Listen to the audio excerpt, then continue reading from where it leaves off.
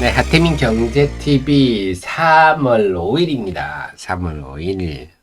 저는 3월의 첫 방송입니다. 여러분을 가장 사랑하는 방송, 여러분을 잘 되시기를 너무나 소망하는 방송, 또 여러분께 도움되고자 애쓰는 방송입니다. 어제 미국 시장 흐름을 보면서 느낌은 별로 썩 좋지는 않습니다. 뭐냐면 어제 시장을 보면 좀 극단적이라 그럴까요? 극단적 양극화 이런 느낌이 들었어요. 그래서 제가 자주 쓰는 편입니다만은 초상집 옆에 잔치가 벌어지지 않는다 이런 표현을 쓰는데 조금 뭐랄까 극단화되는 양극화되는 모습이 전개되고 있습니다. 근데 전체적으로 지금 전 세계 시장 아주 좋습니다. 여러분 많이 들으시겠지만 일본 정시는 1989년이죠. 그때만 해도 전 세계 시가총액 상위 40종목 중에 일본이 그때 한 26종목 정도 되는 전 세계를 호령하는 시대 39,780 정도 됐던 것 같은데요. 이번에 하면서 4만대. 야, 이렇게 앞자리를 바뀌기가 쉽지 않은데 금방 앞자리를 바뀌었습니다. 그래서 지금 중국에서 빠져나온 자금이 일본으로 제일 많이 들어가고 있다. 자, 그 외 대만 정시도 사상 최고치입니다. 중국이 막 공직을 한 해 만에 해도 다음에 인도 정시도 마찬가지입니다. 인도 정시도 사상 최고치를 중국에서 빠져나온 자금이 일본 다음으로 인도로 가고 있다. 네. 그래서 중국에서 빠져나온 자금뿐만 공장들도 다 인도로 가고 있죠. 그리고 아시겠지만 인도는 중국하고 아주 앙수입니다. 전쟁할 정도로 앙수이고 그 속에서 우리나라는 상대적으로 좀 조용합니다. 코스닥도 그렇고 사상 최고치하고는 거리가 멀죠. 우리는 코스닥 사상 최고치하고는 거리가 멀고 코스피도 아직 거리가 멉니다. 코스피도 33,300인데 지금 2,600. 아직은 우리는 이런 온기가 전혀 오지 않는 그런 상황이네요. 자, 그 속에서 어제 미국 시장이 겉은 좀 무난했는데 속은 굉장히 변화가 심했습니다. 엔비디아. 네. 야, 어제도 거침없는. 여기서 또 하나 우리가 또 말씀드리는 게 주식 투자라는 사업을 하는 CEO님이 하실 일. 이때 우리 말은 소위 돈나무 언니 캐시우드입니까? 네. 우드가 이때 엔비디아를 팔았어요. 작년 10월 말에 팔고 엔비디아가 뭐 PER이 몇 배고 뭐 어쩌고 저쩌고 떠들었죠. 그래서 제가 늘 드리는 말씀이 주식시장은요. 항상 겸손해야 된다. 배워야 됩니다. 배우고 새로운 일이 벌어지면 흡수하려고 노력해야지 자기가 무슨 대단하게 똑똑한 줄 알고 틀을 만들어서 모름지기 주식은 이래야 돼. 이런 사람은 다 도태됩니다. 근데 의외로 이런 사람들 주변에 많아요. 자기가 엄청 똑똑한 줄 알고 막 이래야 된다. 네, 그러면 주식시장이 거의 도태된다. 지금 딱 캐시우드가 팔고 계속 오르고 있지 않습니까? 캐시우드가 생각하는 정도, 이분이 생각하는 정도는 왜 시장이 생각을 못하겠냐? 주식시장이 하늘에는 주신님이 있다 그랬죠. 모든 인간의 그 지식들이 다 모인 일종의 AI가 있거든요. 그들이 이렇게 흐름을 만들 때는 왜 그런가를 보고 흡수하려고 애를 써야지 내 고집대로 하는 건 아니다. 네. 그래서 앞으로 AI가 어떤 일을 벌일지에 대한 무한한 상상력을 동원해야 되는 시기다. 그런 것들이 주가에 나타나고 있습니다. 그래서 엔비디아는 계속 거침없이 치고 올라가고 있고 반면에 그리고 어제 좀 돋보였던 게 비트코인이 또 이제 급등을 했습니다. 비트코인이 지금 68,000달러로, 야, 그때 65,000달러였는데 68,000달러를 돌파하다 보니까 이게 요 종목인데요. 요 종목이 이제 그 MSTR 마이크로 스트래티지라고 이 회사가 비트코인 주식을 많이 샀죠. 어제 무려 24%나 올랐습니다. 24%. 야, 미국 시장도 네, 대단히 변동성이 심하죠. 이틀 새 지금 엄청 오르고 최근 700불 하던 주가가 불과 5일 만에 지금 1300불이 됐어요. 거의 더블이 났네요. 미국 시장도 그 워렌 버핏이 말하듯이 카지노판이 되는 것 같은 변동성이 아주 심합니다. 어쩔 수 없겠죠. 그 다음에 코인베이스 가상화폐 거래소 코인베이스도 어제 11.4% 올랐습니다. 그래서 오늘 우리 시장에는 이런 여전히 엔비디아, AI 관련주하고 코인 관련주들은 좋을 환경입니다. 그렇군요. 이것까지는 아주 좋은데. 그러나 테슬라가 급락을 해버렸어요. 테슬라가 무려 7%나 급락했습니다. 테슬라는 지금 주식시장의 온기를 전혀 느끼지 못하고 올해 들어서 곤두박질 치고 있는데, 자, 제가 그런 말씀 드리잖아요. 1월이 나쁘면 한 해가 나쁘다. 1월은 희망에 찬 시기고 긍정적으로 보는 시기인데, 이런 시기에 이렇게 테슬라에 대해서 나쁘게 본다. 이런 그 사람들의 AI가 모였다. 여러 생각의 결집체가 모였다 한다면요. 전체적으로 나쁘다 보는 게 맞습니다. 테슬라는 어제 7.2%나 빠졌고요. 그 다음에 세계 최대 리튬 업체 알베말 같은 경우도 최근에 좀 오르다가 요즘 탄산 리튬 가격은 중국에서 올라요. 그래서 오르다가 어제는 6.7% 급락했습니다. 그래서 좀 오늘 2차 전지 관련주들은 좀 먹구름이 좀 꼈다 이렇게 봐야 되겠네요. 지금 그러니까 미국 시장이 오르는 종목은 계속 오르고 빠지는 종목은 테슬라 같은 종목은 급락을 하고, 자, 그 속에 또 애플도 요즘 영 분위기가 안 좋죠. 애플도 영 분위기가 안 좋습니다. 그래서 애플은 아이폰이 지금 중국에서 잘 안 팔린다. 그리고 중국에서 가격 인하를 하고 있다. 결국 작년 12월에 그 워렌 버핏이 애플 주식을 좀 팔았다 그랬는데 계속 팔고 있는 느낌이죠. 애플이 아이폰이라는 그게 2010년에 나왔나요? 2012년인가요? 그 새로운 혁명기 2010년 아닌가요? 어쨌거나 그렇게 치고 그렇게 혁명을 일으켰던 아이폰 혁명을 일으켰던 애플이 이제 그 영화로운 시기가 저물고 있지 않나 하는 느낌이 돼요. 애플 같은 주식은 또 빠졌습니다. 자, 그래서 좀 명확하죠. 엔비디아 같은 주식은 급등하고, 뭐 테슬라라든지 애플 같은 이런 주식은 계속 빠지고, 야, 이거 초상집이 나고 있어요. 그래서 이렇게 너무 주시장이 양극화되면 거의 좀 고점에서 이게 꺾일 가능성이 있습니다. 미국 시장에 조금 그런 느낌을 받았어요. 물론 이거는 그냥 느낌입니다. 느낌. 합리적 근거는 아니고요. 30여 년의 느낌입니다. 자, 이런 상황이라서 그 속에서 오늘 우리 시장을 본다면요. 어제 출발은 보기엔 좋았죠. 양시장 모두 1% 이상 오르고 외국인도 많이 샀습니다. 외국인들 2월 28일부터 유가증권 시장에 다시 2월 21일부터 아마 외국인이 순매수가 급감을 했습니다. 그러다 28일부터 다시 늘어 코스닥 시장도 순매수가 크게 늘어서 급보기는 어제와 양시장이 합쳐서 거의 1조 가까이 순매수했네요. 그래서 2월 13일 날 양시장 합쳐서 1조 이상 순매수했어요. 그래서 외국인 매수가 2월 28일부터 재개되고 있구나. 이건 상당히 긍정적인 일입니다. 그러니까 뭐 샀는지 봐야 되겠죠. 어제 보니까 삼성전자 하이닉스를 많이 샀네요. 이러면 이거는 좀 삼성전자에서 샀으면 한국 비중을 좀 늘렸다. 일본이 저렇게 오르고 대만이 오르는데 한국이 좀 덜 올랐네. 이런 마음이 있고,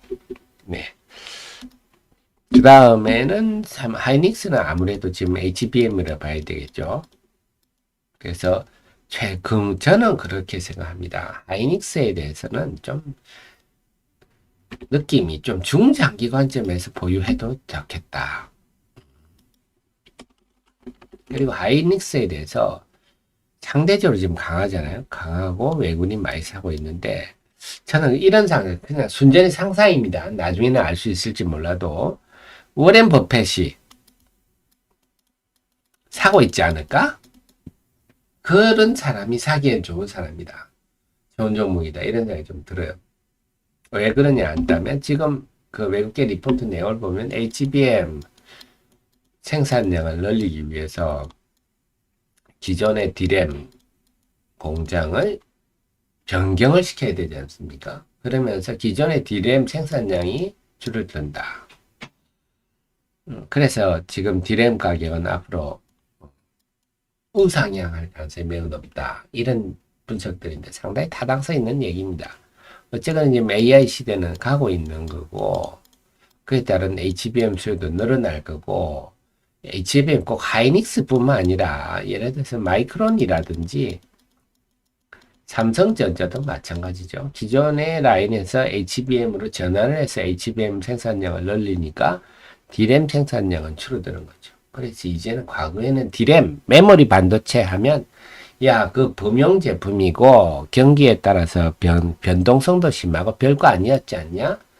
그 반도체는 역시 시스템 반도체, 빈메모리 반도체고 아니면 대만의 TSMC처럼 파운드리야, 패키징이야. 이게 이제 지금까지의 분수비인데 이제는 D램의 전성시대가 오지 않나 생각합니다. D램도 결국 HBM이라는 것도 HBM은 범용 제품이 아니거든요. 이거는 순전히 수요자에 맞춰진 제품이 됩니다. 그래서 이 드디어 D램 분야도 그냥 일반적인 범용이 아니라 네, ASIC화되는 그런 상황이다. D램이 이제 완전히 몸값이 달라졌어요. 우리나라의 전략적 위상이 완전히 달라지는데 그래서 저는 이런 흐름이 중장기적 흐름이라 본다면 하이닉스나 삼성전자를 사고 가야 되는데 특히 HBM 비중이 높은 하이닉스는 좀 사서 중장기적으로 보유하는 게 맞지 않느냐. 이런 생각이 듭니다. 그래서 워렌 버핏 같은 사람이 지금 딱 사기 좋은 것 같고, 근데 외국인이 무지 사면서 우상향 하잖아요. 그걸 보면서 워렌 버핏이 애플 팔아서 하이닉스 사는 게 아닌가? 이런 생각도 그냥 순전한 제 상상입니다. 자, 그렇고요. 그 다음에 KB금융, 현대차. 현대차도 주주하는 우량 이런 측면도 있지만 제가 계속 말씀 하이브리드입니다. 지금 뭐 모르는 사람들이 뭐 전기차 운운해가지고 뭐 대중을 선동하는 사람들도 많은데 여럿인데요. 이 강세 배경은 하이브리드다 하는 겁니다. 그래서 전기차의 올해 그 증가량은 성장률은 한 10%대. 그동안은 전기차 고성장할 줄 알았는데, 네, 성장이 기울기가 많이 낮아졌어요. 그러면 이렇게 되면 소위 프리미엄이 많이 줄어드는 거죠. 프리미엄이. 그럼 지금까지는 PER 심지어는 100배 이랬다가 PER 50배로 줄어들고 이런 게 생깁니다. 50배로 줄어들면 어떻게 되죠? 주가가 반토막 나는 거죠. EPS는 이런 거 아무 변화가 없어도 주가 반토막 나는 겁니다. 그래서 제가 이런 표현을 썼지만 엔캠 같은 주식, 엔캠이 제가 나쁘다 이런 게 아닙니다. 우리 하 대표는 작년 10월 11일 때 엄청 올 초까지도 영상을 엄청 만들어 올리다가 지금은 2월에 난리 필 때는 한마디도 안 하지 않습니까? 네, 수많은 유튜버라는 사람들이 여기 떠들고 앉았거든요. 그런 걸 보면서 제가 주식은 어떻다? 네, 남다른 길을 가야 됩니다. 많은 자들이 엔캠을 떠들면 상투가 임박했구나.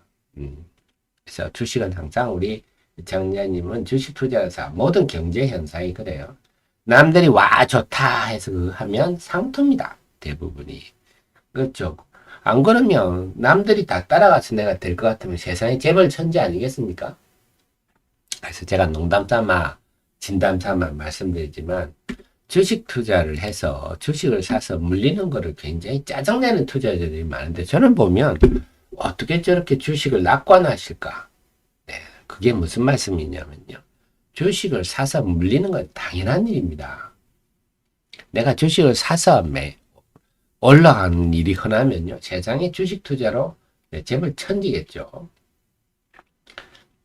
정말 주식을 많이 공부해도 주식도 다른 사업처럼 매우 어렵습니다. 주식을 사서 물리는 거 당연합니다. 근데 재룡전기 같은 거 제가 최근에 리포트도 쓰고 여기 재룡전기 하면서 설명을 좀 드렸어요. 2월 22일 날 재룡전기 설명을 드려가지고 변압기 수요 폭증 이미 얘기를 하고 있지 않습니까? 그래서 긍정적 관찰하면서 미국의 이 회사가 미국에 집중돼 있다. 그래서 올해도 상당히 좋을 전망이다 했는데, 자, 예를 들어서 이때 반짝하다가 빠졌잖아요. 그러면 눈으로 투자하는 사람들은요, 이거 못 견디고 이거 다 팝니다. 눈으로 투자하는 사람은 아닌갑다. 근데 어제 일론 머스크가 2025년경에는 전기와 변압기가 다 부족한 공급 부족이 발생할 거다. 이렇게 얘기를 해서 상한가를 갔는데요. 이런 일이 발생할지는 누구도 예측할 수 없어요. 없지만 분명한 거는 그만한 근거가 있으니까 이런 일이 발생하는 거거든요. 그 근거는 뭡니까? 기업에 대한 내용입니다. 내용. 아, 지금 변압기 상황이 이렇구나. 변압기 부족 사태 이미 머스크가 얘기하지는 우리 하 대표 저 말고도 또 똑똑한 분들이 많이 얘기를 했어요. 그러면 이런 데서 사서 잠시 이때 샀는데 좀 물렸어요. 이런 일은 흔합니다. 그러다가 이런 일이 생겨서 쫙 올라서 30% 어제 30% 상한가 하나 먹었다. 네, 이런 수익을 노리는 거죠. 주식 투자라는 거. 이렇게 했을 때 내 수익이 뻑 나는 거지. 주식을 사서 매일 오른다. 네. 별로 현실적인 얘기가 아니죠. 그래서 여러분께서 주식을 사서 물렸다 속상하지 마십시오. 아, 이건 당연한 일이다. 내가 이쪽 물렸다가 이 주식이 올라가서 나한테 수익을 줄 거냐? 아니냐? 이렇게 편하게 생각하셔야지. 주식을 사서 나는 주식을 사면 물리네. 이런 분들은요, 주식 투자 성공하기 힘듭니다. 주식은요, 굉장히 긍정적인 마인드로, 부정적인 마인드 하시는 분은요, 주가 빠지면 초조해지고 올라가면 쉽게 흥분합니다. 그래서 어떻게 된다? 남들처럼 되는 거죠. 남들처럼. 막 오르면 막 뒤늦게 막 실컷 오르고 나서 맹캠 두들고 앉았고, 바닥일 때는 얘기 하나도 못하고, 바닥일 때는 대주주 리스크가 어떠니 있다고 얘기는 하고, 올라가면 거품 물고, 그런 사람 대부분이에요. 그렇습니다. 근데 여러분의 특급 참모는 그렇지 않다. 남들이 얘기할 때는 안 한다. 남들이 얘기 안 할 때 한다. 더 노력하겠습니다. 그래서 우리 애청자님은 특급 참모를 두고 계시기 때문에 웬만한 펀드 매니저보다 나으시다. 그런 말씀 드리고요. 자, 그래서 지금 흐름 외국인들 보면 좀 이거 하이닉스는 어쨌거나 HBM, 엔비디아 관련주로 봐야 되고 반도체, 그 다음에 주주환은 우선 두 가지 방향입니다. 반도체와 주주환은 우량주. 그러니까 둘 중에는 제가 볼 때는 주주환은 애령주 쪽이 앞으로 더 외국인의 집중도도 높고 성장할 수 있다. 범위를 넓혀갈 것 같다. 물론 지금 그 엔비디아 AI도 계속 범위를 넓혀가고 있어요. 뭐냐면 어제 결국 변압기도 머스크가 한 얘기는 그 얘기 아닙니까? 전기차나 아니면 AI 때문에 AI가 물과 전기를 먹는 하마다 그러지 않습니까? 물과 전기입니다. 근데 물을 좀 적게 먹게 하려고 액침 냉각, 전기가 부족해서 변압기. 변압기가 전기를 생성하는 건 아닙니다만 전력 수요 때문에 그렇죠. 그러니까 AI 관련주들이 범위를 자꾸 확장하고 있다. 처음에는 HBM 산업, 하이닉스부터 해서 처음에는 한미반도체, 이오테크닉스 이런 종목으로 시작하더니 점점 HPSP도 전공정 HBM 관련주예요. 요즘 이렇게 분류를 하더라고요. 그 다음에 팹리스로 오더니 이제는 액침 냉각이니 변압기까지 점점 AI 테마가 영역을 확대하고 있다. 근데 전기 얘기 나오면 나중에 원자력까지 가지 않을까 이런 생각도 좀 해봅니다. 지금 그 전기는 인프라거든요. 얼마나, 그래서 지금 SMR 같은 거를 제가 말씀드렸잖아요. 우리나라가 원래는 SMR을 세계 최초로 설계 기술을 인정받은 우리나라가 원전에 엄청 강국입니다. SMR은요, 아주 안전성도 높고, 만약에 정말 그런 일도 없지만, 이 멜트다운이란 것도 없죠. 이게 만약에 파괴된다 하더라도 딱 굳어버립니다. 한 10만 가구 정도 되는데, 이 모듈화, 말 그대로 모듈이 되어 있잖아요. 금방금방 하고.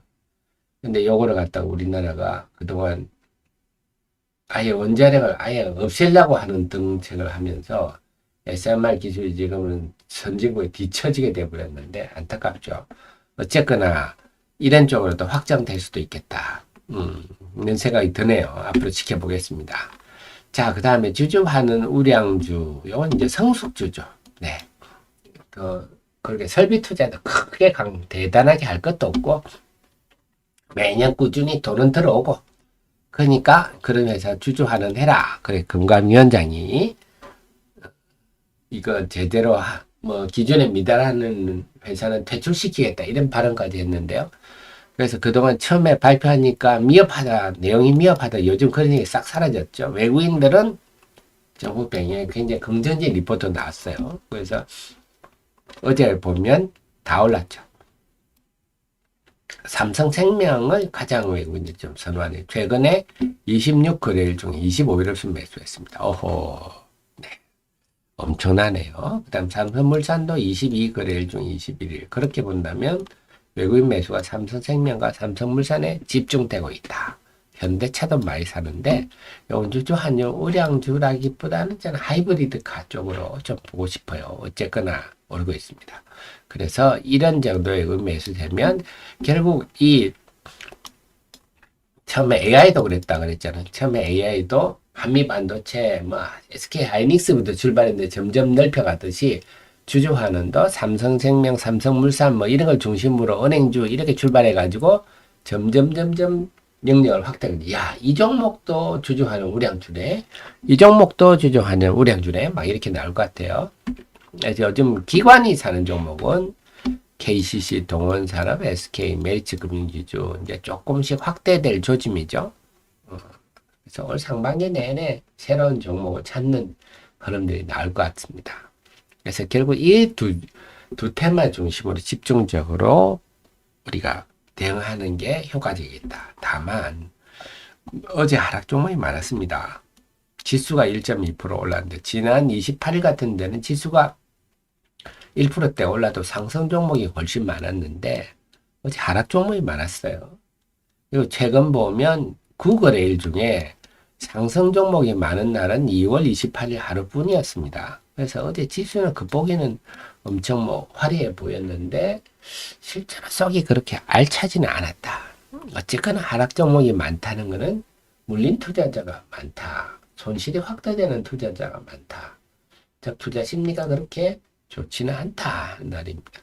지금 흐름을 보면 결국은 가는 종목만 간다. 좀 전에 말했듯이 AI라든지 주주화는 이쪽 테마들은 강세인데 가는 종목만 가고 여타 종목으로 분위기가 확산되고 이런 건 아니다 하는 겁니다. 그래서 지금은요, 그렇지 말씀드린 게 이 두 테마에 집중하는 투자 전략이 필요하다. 왜? 하락하는 종목이 많으니까. 그래서 지금 장은 그렇게 좋은 장은 아닙니다. 어제 올랐다고 해서. 근데 연휴, 제가 그동안의 자료에서 연휴 다음 날은 대체로 강세였다. 통계적으로 제가 자료를 여러 가지 말씀드렸지 않습니까? 그런 맥락이지 않냐. 그래서 오늘 시장을 한번 좀 담담하게 지켜볼 필요가 있다. 낙과 날상은 아니고요. 어제처럼 역시 AI 관련주와 엔비디아 올랐으니까 주주화는 외국인이 많이 사니까 이 테마들은 여전히 좀 강세 환경이겠지만 2차 전지는 상당히 먹구름이 지금 낄 분위기 아닙니까? 그래서 오늘도 등락 종목 수를 저랑 유심히 한번 보시자고요. 오늘도 하락 종목이 많아지면 어제 강세 기조가 유지되기는 좀 힘들 수도 있다. 그 시장이 어제는 굉장히 뭐 겉보기는 멀쩡했으나 실제로 그렇게 알맹이가 있지 않다 이런 느낌이었습니다. 그래서 오늘은 과연 어떨지 제일 지금 중요한 거는 상승 종목이 좀 팍팍 늘어나는 게 필요할 것 같아요. 네. 자, 그러면 지금 9시 59분 20초인데요. 40초 후에 개장 방송 함께 하도록 하겠습니다.